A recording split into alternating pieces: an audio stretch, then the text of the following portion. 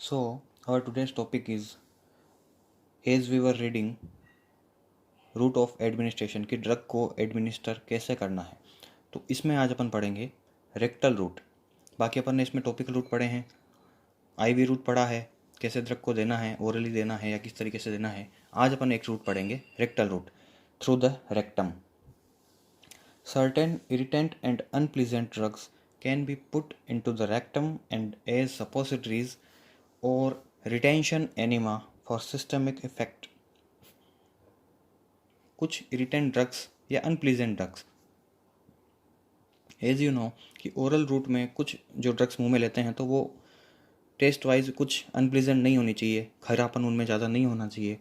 तो इस हिसाब से कुछ इरिटेंट ड्रग्स जो होती हैं या जो अनप्लीजेंट ड्रग्स होती हैं जिनका टेस्ट बहुत ही गंदा होता है, तो ऐसी ड्रग्स को किस तरीके से दिया जाना चाहिए कि इनको रेक्टम जो एरिया है उसमें डाला जाता है एज सपोजिटरीज। सपोजिटरी एक फॉर्मुलेशन है जो रेक्टम में डाली जाती है ड्रग्स के फॉर्म में। जैसे कि टेबलेट फॉर्म रेक्टम में नहीं डाली जा सकती, तो एक सपोजिटरी एक फॉर्मुलेशन होती है, सॉफ्ट फॉर्मुलेशन, उसको रेक्टम में डाला जाता है एज ए ड्रग। और retention enema for systemic action, या फिर एक एनिमा फॉर्म आता है सेमी सॉलिड फॉर्म, वो रेक्टम में डाला जाता है जिससे ड्रग रेक्टम से एब्जॉर्ब होके ब्लड में पहुंच जाती है। This route can also be use when patient is having recurrent vomiting और इज अनकॉन्शियस। अब कुछ ऐसे केसेस हैं जैसे अगर पेशेंट वॉमिट कर रहा है तो ऑब्वियसली उसको ओरल रूट से ड्रग नहीं दी जा सकती, क्योंकि वो ड्रग लेते ही वापस निकाल देगा और उसका एक्शन उसको नहीं मिलेगा।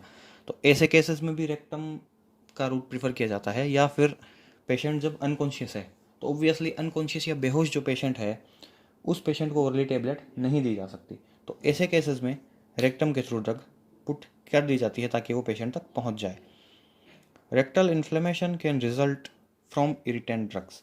इसमें एक थोड़ा सा इसका ड्रॉबैक जो है वो कह सकते हैं कि इरिटेंट ड्रग को रेक्टम में पुट करने के बाद रेक्टम में इन्फ्लेमेशन या सूजन जो है वो आना कॉमन है, वो हो सकता है अगर ड्रग इरिटेशन करती है तो।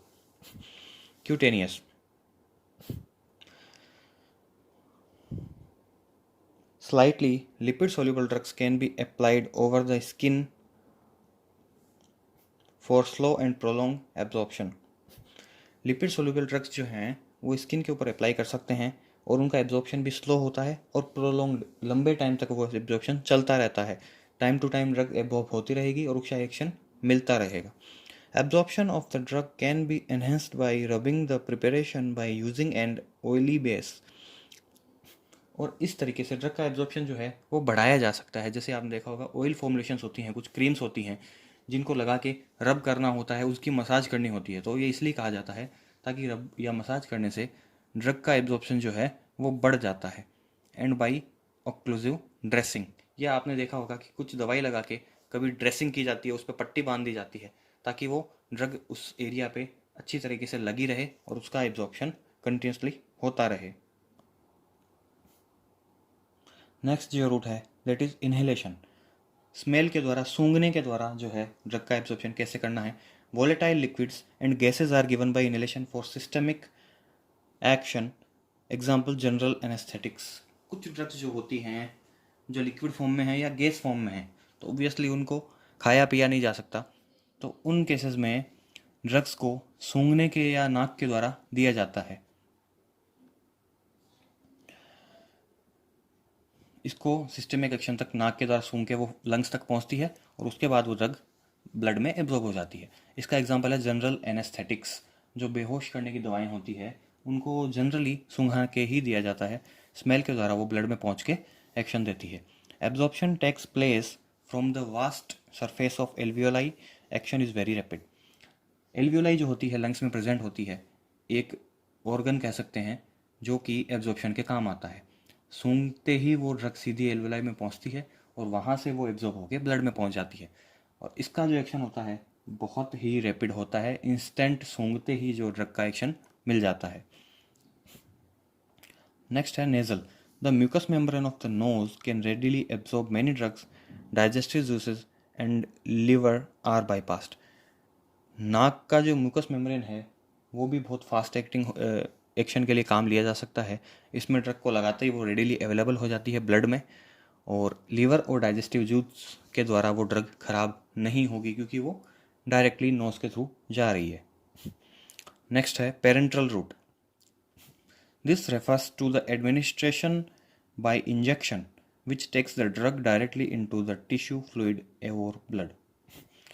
सबसे एक फास्ट रूट इसको कहा जा सकता है पेरेंट्रल रूट। इसका मतलब ये होता है कि ड्रग को इंजेक्शन के द्वारा सीधा ब्लड की वेंस में पहुंचा दिया जाता है। अपन या तो ड्रग को खा रहे हैं, पी रहे हैं, स्मेल कर रहे हैं, इसके बजाय वो बाद में जाके ब्लड में पहुंचेगी। इसका एक अल्टरनेटिव रूट है कि सीधा ड्रग को इंजेक्शन के द्वारा ब्लड में पहुंचा दिया गया और इंस्टेंट एक्शन मिलता है। एक इसकी बायोअवेलेबिलिटी है जो 100% होती है। इसका मतलब जितनी ड्रग इंजेक्ट की गई है वो सारी की सारी ब्लड में 100% अवेलेबल हो जाती है without having to cross the intestinal mucosa. और इसमें ड्रग सीधी ब्लड में पहुंचती है, उसको कहीं क्रॉस नहीं करना है, ना एल्वियोलाई में, ना ब्लड म्यूकोसा, ये स्टमक में कहीं उसको क्रॉस नहीं करना है। Drug action is faster and valuable in emergencies. और ये चीज़ इमरजेंसी में बहुत काम आती है, क्योंकि सबसे फास्ट एब्जॉर्प्शन, इंस्टेंट रिजल्ट, और पेशेंट की कंडीशन कुछ भी हो ड्रग एक्शन दे देती है। This can be employed even in unconscious, uncooperatable और वॉमिटिंग पेशेंट। सभी तरीके के पेशेंट्स में ये चीज़ की जा सकती है।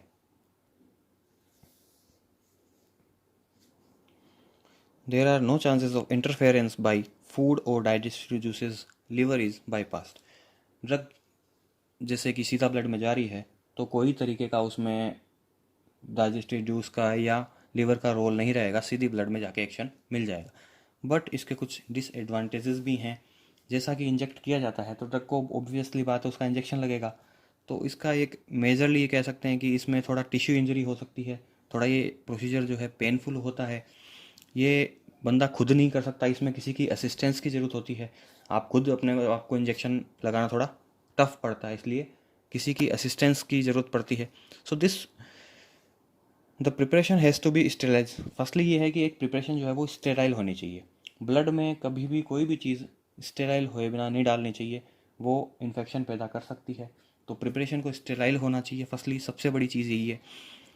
डाइजेस्टिव जूसेस जो हैं वो बैक्टीरिया को नष्ट कर देते हैं, जबकि ब्लड में अगर कोई चीज़ डायरेक्ट डाली जा रही है तो वो स्टेराइल होनी ही चाहिए। पेरेंट्रल रूट की जो ड्रग्स हैं वो थोड़ी कॉस्टली भी पड़ती हैं। इंजेक्शन वगैरह हो गया टेबलेट के बजाय। टेक्निक थोड़ी पेनफुल है। Assistance of another person required होता है इसमें, and chances of local tissue injury जो होती ही है इसमें इंजेक्शन के द्वारा।